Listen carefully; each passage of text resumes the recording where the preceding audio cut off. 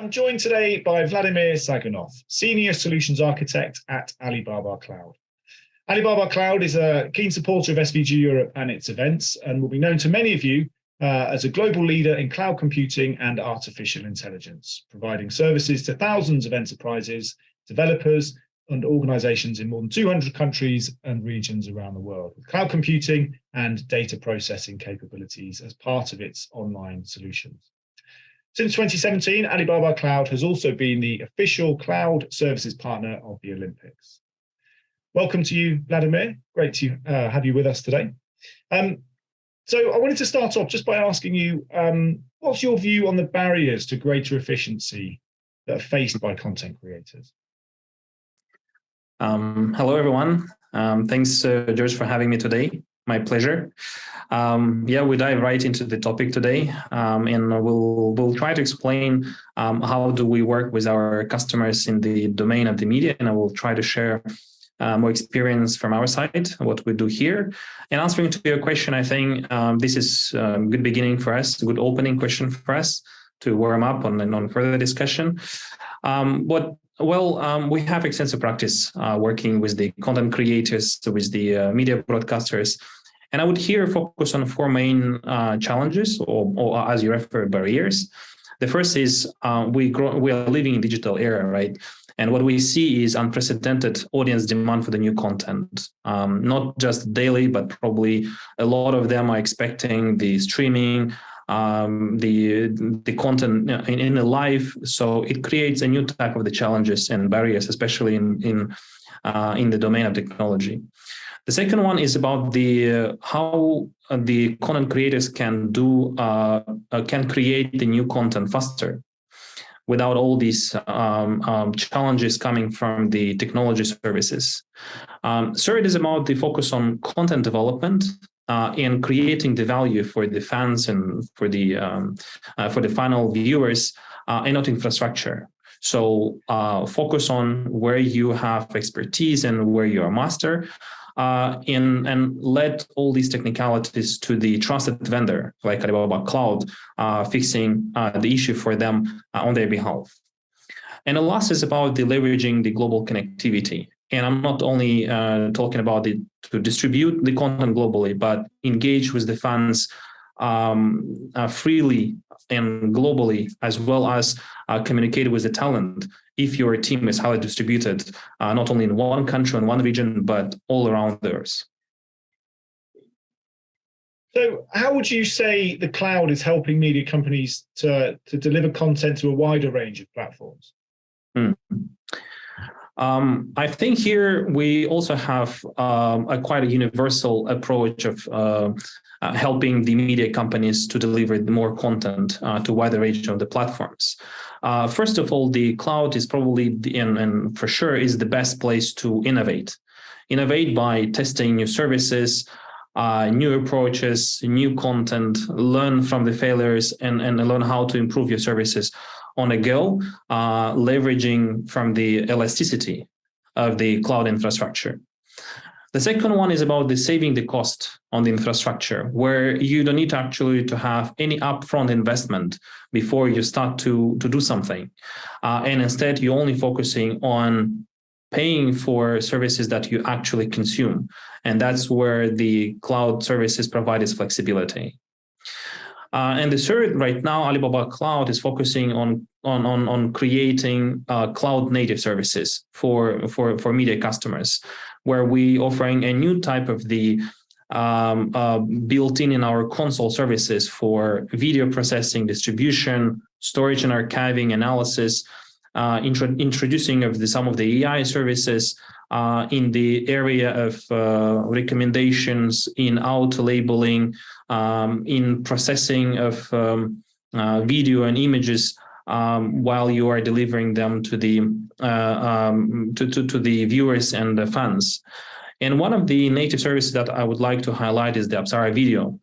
This is the complete platform for basically end-to-end development of your media, starting from the video collection, editing, uploading, media management, automatic transcoding, video review and analysis, and delivery acceleration. So all in one with the set of the API and SDKs available for our end users right from the console of Alibaba Cloud.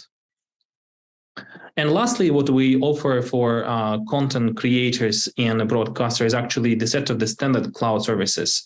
And here we usually see the demand from our end customers for cloud storage for the media. As you see, the media files are growing in its size, 4K, 8K, and it's certainly a trend. So the amount of the storage services that they need will grow exponentially. Another type is around networking, global networks and computing. Also the networking services for content distribution, CDN, for example. Right now, Alibaba Cloud owns more than 2,800 nodes globally. And of course, building more secure services using our services and whole things around data analytics and AI solutions. And as I was referring, it might be more classic like content recommendations or more advanced in recognition of the image, video, voice, etc., converting these into the new services for end users. I mentioned earlier about Alibaba Cloud's relationship with the Olympics. Can you give us an idea of the role that Alibaba played in aiding the IOC's digitization efforts at Beijing 2022? Sure, I think it's one of my favorite topics, as I've been involved already in 2 games in Tokyo and Beijing, me personally, and we're now preparing for the next one in Paris 2024. But certainly Beijing Games will be remembered for not just incredible performance and a true sponsorship, but for the advent of a more sustainable digital era for sports with IT infrastructure built in solely on the cloud. And Alibaba Cloud, as the technical partner of Olympic Committee, we have focused on 4 main areas. The first is we help with digitalization of the core operations, meaning that the organizing committee can deploy all their core services like Olympic management system, distribution system, games management, etc., solely on the cloud and leverage all the benefits of the underlying cloud services. Second is about the core business of whole IOC organization is about digital broadcasting, and we work closely with them to help the initiatives called OBS Cloud to operate during the game. And the Beijing Games were the first one where we have experienced the broadcasting directly from the public cloud infrastructure, leveraging the highly scalable, resilient, and secure global infrastructure of Alibaba Cloud. The third about the competition itself. So we had the multi-camera replay system. And this service creates more immersive viewing experience for the sports fans. And we also can leverage some of the advanced technologies around the 3D representations of the sports scenes in 4K quality that can be further processed for creating additional content and highlights. And last but not least is about digital experience. Digital experience is all about new type of the engagement that we have with the fans. And here we introduced during the game 2 interesting solutions. One is the CloudMe, which is an innovative technology powered by our platform for real-time communication, RTC solution, that facilitated the live sites, true-to-life interactions via remote meetings. And there was the example when our president of Alibaba Group met with the president of IOC, and it was recorded as the live video, but they were actually in different locations. All this were powered by Alibaba Cloud AI technologies and underlying networking and compute power of our public cloud services. Another interesting innovative that we have introduced was around the virtual influencer. We're all into the new type of the solutions where we have AI assistant, where we have AR, VR experience and coming metaverse experience.